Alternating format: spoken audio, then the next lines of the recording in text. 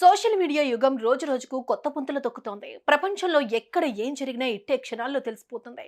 కొందరైతే సొంతంగా యూట్యూబ్ ఛానళ్లు పెట్టుకుని యూట్యూబర్గా చలామణి అవుతున్నారు. విలువైన సమాచారాన్ని ప్రజలకు చేరవేస్తూ దోహదపడుతున్నారు. ఇంకొందరు మాత్రం ఛానళ్లు స్టార్ట్ చేసి అందులో అసభ్యకరమైన సందేశాలు ప్రచారం చేస్తూ మహిళలపై నీచమైన కామెంట్స్ చేస్తూ దారుణాలకు పాల్పడుతున్నారు.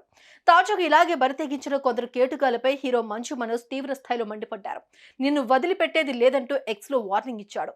ఇంతకు జరిగిందేంటో ఇప్పుడు తెలుసుకుందాం.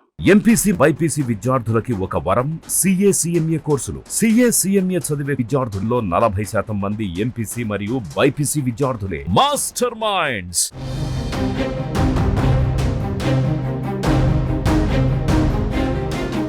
ఇక విషయానికి వస్తే శనివారం నుంచి ఓ వీడియో సోషల్ మీడియాలో తెగ చక్కర్లు కొడుతోంది.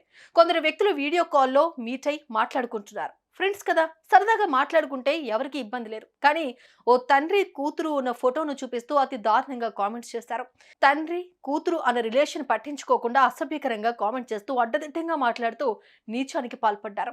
ఇదే వీడియో సామాజిక మాధ్యమాల్లో వైరల్ గా మారడంతో దీనిపై ముందుగా హీరో సాయి ధరమ్ తేజ్ స్పందించి ఇలాంటి నిందితులను కఠినంగా శిక్షించాలని Telangana CM Revanth Reddy, deputy CM Bhatti Vikramarka, AP CM, deputy CM Pawan కళ్యాణ్లను ఎక్స్ లో ట్యాగ్ చేస్తూ రిక్వెస్ట్ చేశాడు. దీనిపై వెంటనే తెలంగాణ సీఎం స్పందించి నిందితులపై చర్యలు తీసుకుంటామని సీఎం రేవంత్ రెడ్డి హామీ ఇచ్చారు.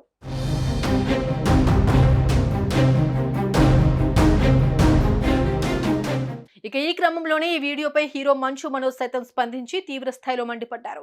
మహిళలపై జరుగుతున్న దారుణాలు, వివక్షపై పోరాడతాడని భావించి గతేడాది ఇన్స్టాగ్రామ్ లో హనుమంతు అనే వ్యక్తిని సంప్రదించారని, కానీ అతడి నుంచి ఎటువంటి స్పందన రాలేదు. అయితే అదే వ్యక్తి ఇప్పుడు ఇలాంటి నీచమైన కామెంట్స్ చేస్తూ దొరికాడని మనోజ్ ఆగ్రహం వ్యక్తం చేశాడు. ఈ దుర్మార్గుడిని అసలు వదిలేదే లేదు.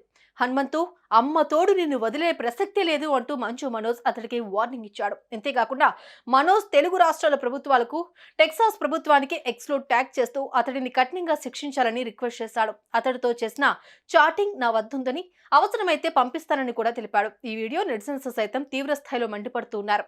ఇలాంటి కేటుగాలకు శిక్ష పడకపోతే ఇలాంటి వ్యక్తులు 10 మంది తయారవుతారు. తద్వారా సమాజంలో దారుణాలు పెరిగిపోతాయని కామెంట్స్ చేస్తున్నారు.